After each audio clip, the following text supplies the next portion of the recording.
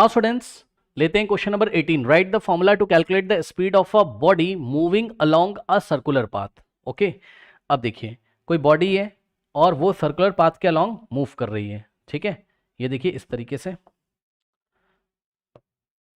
ये ऐसे point A से ये ऐसे सर्कुलर पाथ पे ऐसे मूव कर रही है। ओके स्टूडेंट्स, अब मान लो कि वन कंप्लीट रिवोल्यूशन करने में, मतलब पॉइंट ए से चल रही है और वापस पॉइंट ए पे आ गई, और इस सर्कुलर पाथ का जो रेडियस है ये इसका सेंटर है और इसका जो रेडियस है कितना है, आर है। ठीक, अब ध्यान से सुनिए, सिंपल सा फंडा है बच्चों। यहाँ पर देखिए स्पीड का जो फॉर्मूला पढ़ा है आपने, जो स्पीड का फॉर्मूला पढ़ा है वो क्या पढ़ा है आपने, distance by time, distance by time. अब सुनो ध्यान से, यहाँ यूनिफॉर्म सर्कुलर मोशन में, ओके स्टूडेंट्स, या ये सर्कुलर मोशन में अगर आपको स्पीड कैलकुलेट करनी है तो हम एक चालाकी करते हैं। क्या चालाकी करते हैं समझिए जरा। हम कहते हैं कि भाई माना कि बॉडी पॉइंट ए से चल रही है और वापस पॉइंट ए पर आ गई, मतलब हम बॉडी को अलाउ करते हैं कि भाई आप वन कंप्लीट रेवोल्यूशन कर लो।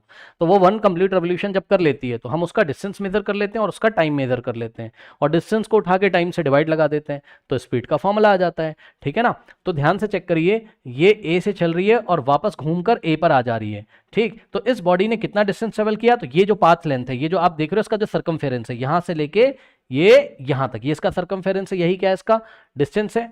तो बच्चों इसने डिस्टेंस कितना ट्रेवल किया, डिस्टेंस ट्रेवल किया सर्कमफेरेंस के इक्वल, और सर्कमफेरेंस क्या होता है फॉर्मूला 2 पाई आर।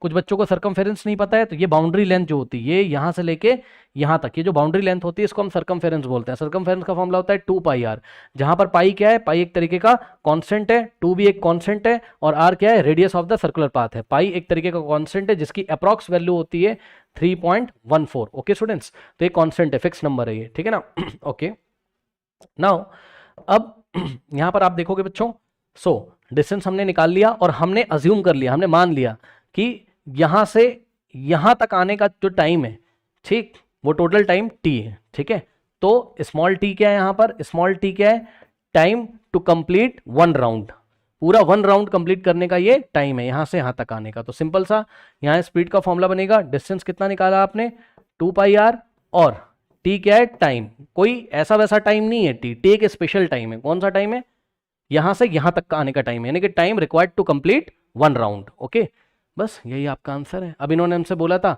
कि भाई write the formula to calculate the speed of a body moving a circular path, give the meaning of each symbol which occurs in the formula. Okay, हर एक symbol का मतलब आपको यहां पर बताना है। तो देख लीजिए, स्पीड को इन्होंने वी से दिखाया, V is equal to 2 pi R. ठीक, वी इज इक्वल टू क्या हो गया, 2 पाई आर डिवाइडेड बाय, इन्होंने कैपिटल टी से दिखाया है, कोई दिक्कत नहीं, आप कैपिटल टी लिख सकते हो, जहां पर कैपिटल टी क्या है, time taken for one round of circular path, V क्या है, speed of the object in a circular path, pi क्या है, it is a constant having the value close to 3.414, मतलब ये अप्रॉक्स वैल्यू है पाई की, पाई की वैल्यू क्या है, नॉन टर्मिनेटिंग है ना, मैथ्स में आपने पढ़ा होगा। ठीक है, नाउ आर क्या है, radius of the circular path. बस यही है, ये सारी चीजें नोट कर लेंगे और एग्जाम में लिख के चले आएंगे। ओके, नोट कर लीजिए।